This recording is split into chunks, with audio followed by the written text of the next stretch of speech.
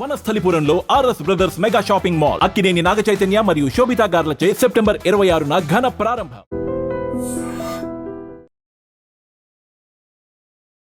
నాకు డాక్టర్ కావాలని లేదు అంటూ ఓ యువకుడు 19 ఏళ్ల ర్యాంకర్ సూసైడ్ నోట్ రాసి బలవన్మరణానికి పాల్పడిన ఘటన తీవ్ర కలకలం రేపుతోంది.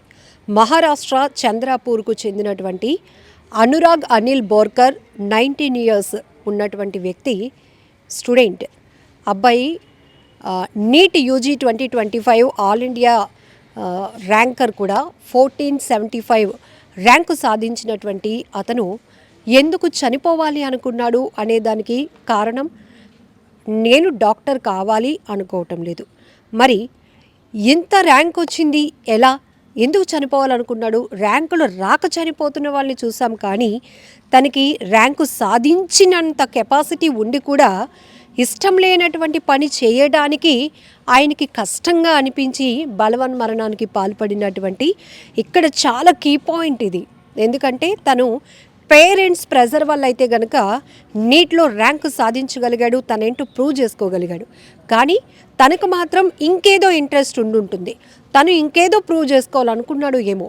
కానీ ఇప్పుడు ర్యాంక్ రావడం వల్ల అబ్బాయి యూపీలో ఉన్నటువంటి గోరఖ్పూర్లో మెడికల్ కాలేజ్లో జాయిన్ అవ్వాల్సినటువంటి రోజే ఇలా సూసైడ్ నోట్ రాసి బలవంతంగా తన ప్రాణాలు తీసుకున్నాడు. ఎంత దారుణాతి దారుణం!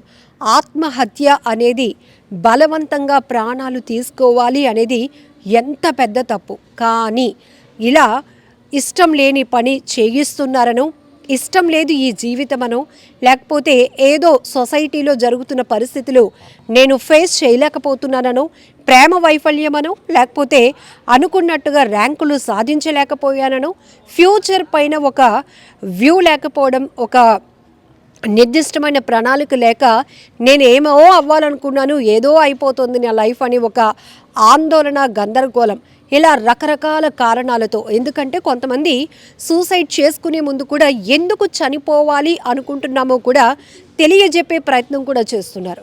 ఈ మధ్య సోషల్ మీడియా యాక్టివ్ అయిన తర్వాత చాలామంది తాము బలవంతంగా ప్రాణాలు తీసుకోవడానికి వెళ్తూనే ఆ నిర్ణయానికి, ఇలాంటి కఠినమైనటువంటి నిర్ణయానికి కారణమేంటో తెలియజెప్పే ప్రయత్నంలో సెల్ఫీ వీడియోలు కూడా తీసి పోస్ట్ చేస్తున్నారు. మరి కొంతమంది సూసైడ్ నోట్ రాసి ఆ కారణం అందరికీ తెలియాలి అని తెలియజెప్పే ప్రయత్నం చేస్తున్నారు.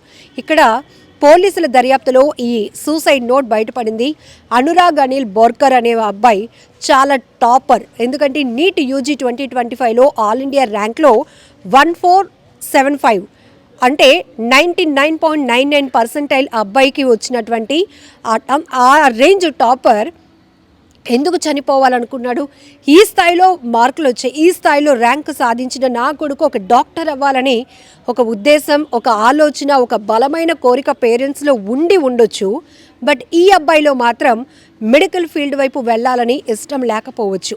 ఇక్కడ ఒకటే పెద్ద ట్విస్ట్ ఏంటంటే, ఈ స్థాయి ర్యాంకులు సాధించాలంటే, ఎంతో అచీవ్మెంట్ సాధించాలంటే చాలా సాక్రిఫైస్ చేయాలి. ఒక్కటే లక్ష్యంగా, ఒక్కటే ర్యాంకు సాధించాలనే ఆలోచనతో ఎన్నో వదులుకొని ఎంతో కష్టపడితే, ఎంతో ఇష్టంగా చదివితే కానీ ఈ ర్యాంకు సాధించలేరు. కానీ ఈ కోరిక వాళ్ళ తల్లిదండ్రులది అయి ఉంటుంది.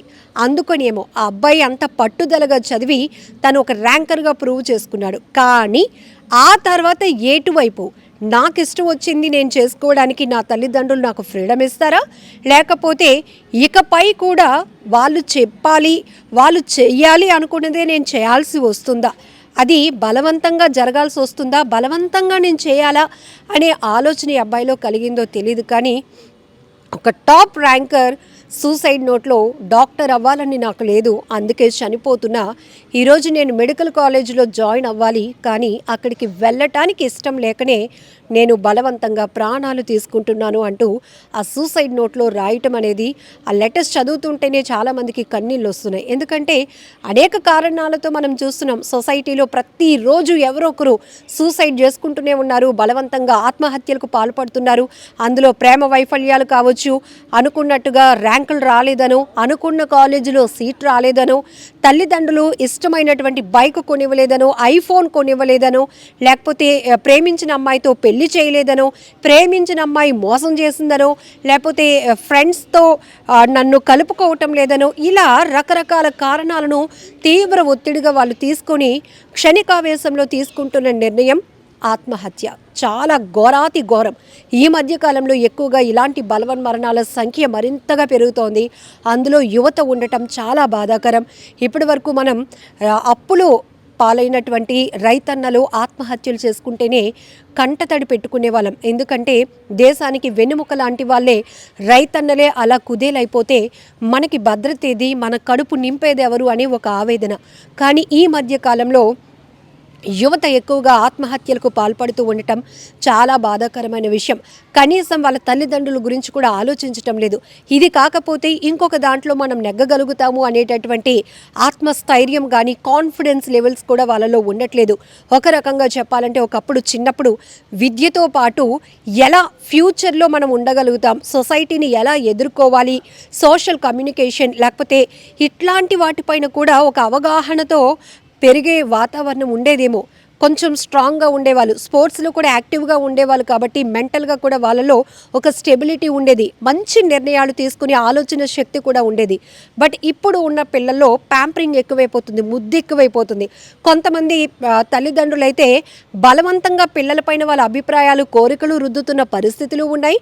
కొంతమంది పిల్లలు తల్లిదండ్రుల ఆలోచనలను, వాళ్ళ కేరింగ్ని, వాళ్ళ ఇంట్రెస్ట్లను అర్థం చేసుకోలేని పరిస్థితిలో పిల్లలు ఉన్నారు. ఏది ఏమైనా ఆత్మహత్యలకు ఇవి కారణాలు అవటం చాలా బాధాకరం. అసలు ఈ ఆత్మహత్యలు ఆగాలి. అందులోనూ ఒక ర్యాంకర్ సూసైడ్ నోట్లో తను చెప్పిన కారణం అనేది ఎవరు జీర్ణించుకోలేనటువంటి పరిస్థితి కూడా కనబడుతోంది. నిజంగా ప్రస్తుతం ఉన్నటువంటి సమాజం దేనికి ప్రయారిటీ ఇస్తుంది? ఆర్థిక సంబంధాల చుట్టూ మాత్రమే తిరుగుతోంది. మళ్ళీ ఎన్నికలంగానే చాలా విరక్తి కలుగుతాం.